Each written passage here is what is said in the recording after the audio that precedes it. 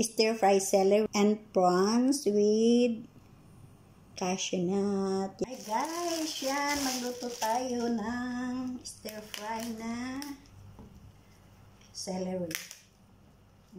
Hiwa-hiwain lang muna natin. Kasi natira natin to, sayang naman kung hindi lulutuin. So, lutuin natin para hindi masayang. Parating ko lang galing sa pagbili ng bulaklak. At yung pa nga, yung mga nabili kong bulaklak. Kaya hindi ko pa na-arrange. Yusin ko pa later pag nakaluto. Ganun talaga ang mga busy-busy ang tao. Yan. Yan, tinatanggal ko kasi yung ano.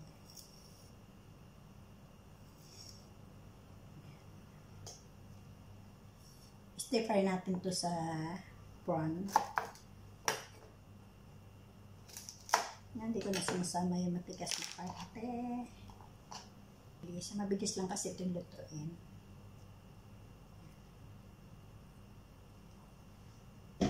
Yan, sama natin yung dahon. Sayang kasi. Maganda pa o. Fresh na fresh.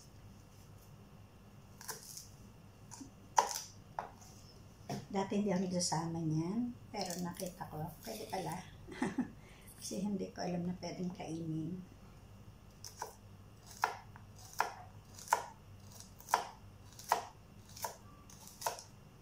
Dami nito guys. Pero okay lang kaysa masira ba siya.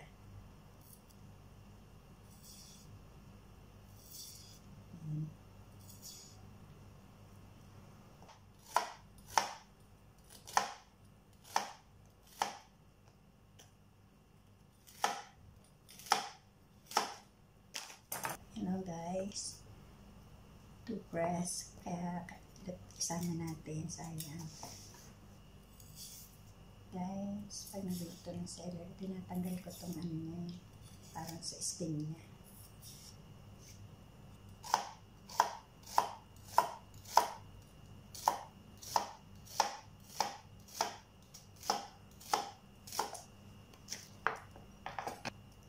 Diba o, pag hindi na tinanggal. Yung matitigas na part. Guys, simple lang yan. Bawang at luya lang katapat niyan. Yan.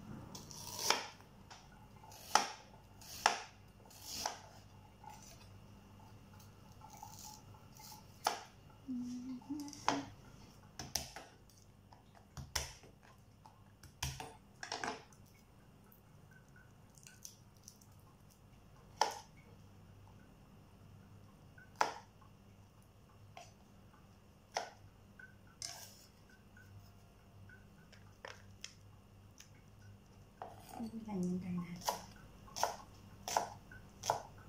Okay. Guys, dito nga pala magpapakulo tayo ng tubig at ilalagay natin ang ating cashew nut para ilalagay natin sa ating celery, stir fry celery. Ayan. Kumukulo na yung tubig, lagay natin. Saglit lang guys, para i-blanch na. Then ipa-fry natin. And guys, take out na natin sa pot. Ating i-dry sa paper towel and then fry natin ng saglit. Lagyan natin ng konting oil para sa ating pagpipirtusan na. Yan, maglagay tayo ng konting oil. Kasya na. Lagyan natin ating kasya na. Mahina ako lang guys para maganda ang pagkaluto. Yan. Minarinate ko na itong ating prawn. O, diba? Ang lalaki na. Minarinate ko na siya. Yan, minarinate na. Lagyan natin.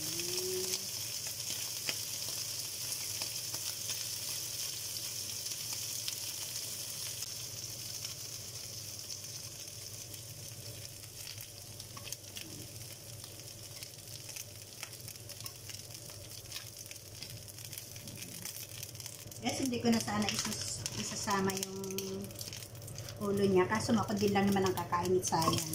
Nandyan yung lasa niya. Kaya isama na din natin.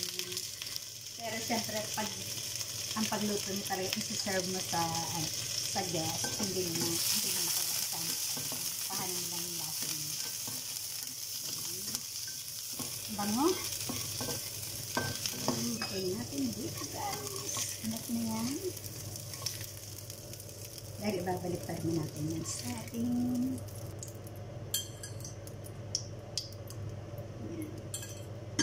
not much. Yan. Ayan natin ang ginger. Every time na magluluto tayo ng seafood, laging may ginger. Tanda na ating garlic. Yan lang sila. And guys, ilagay na natin ang ating celery. Medyo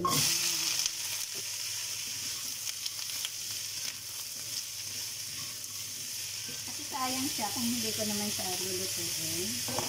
Sayang yung paganda.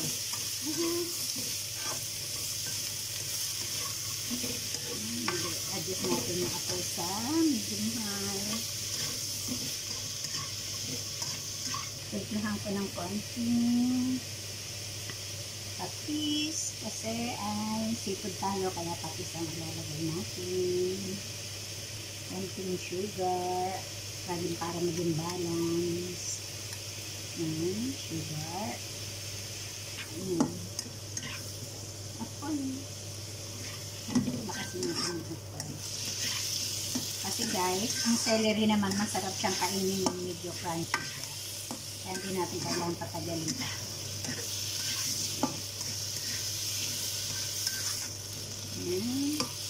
Lagyan natin ng konting pampalasa. Alam niyo yan.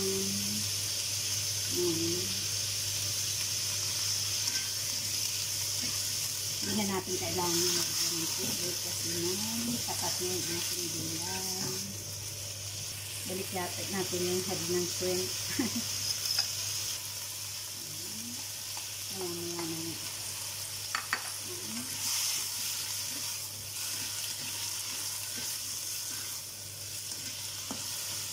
Natin.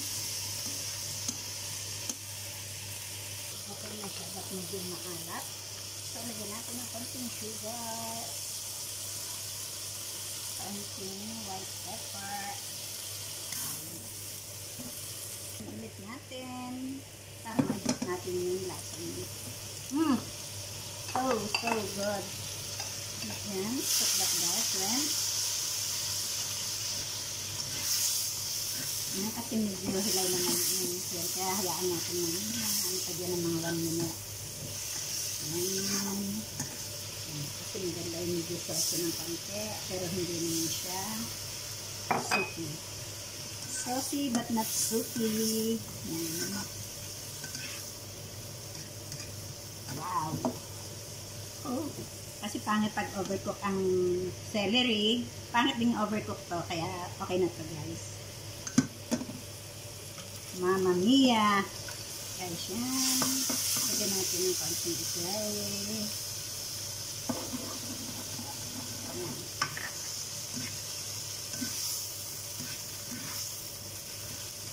Okay na siya, guys. Yeah, turn it off.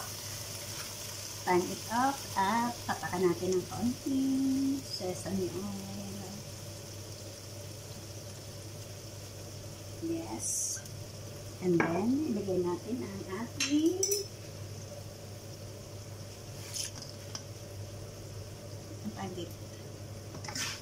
cashew nut. Yan, last yung cashew nut. Para pag binight siya, nandun pa rin yung crunchiness. Guys, yan. Luto ng ating stir fry celery with prawn with cashew nut with prawn. Talagang as in siya. Guys, kain na tayo. Guys, tikman natin yung ating niluto. So, ito yung celery. Still crunchy pa rin siya. Ito yung cashew nuts. Wow. Ang ating prawn, a little bit bigger. Yan.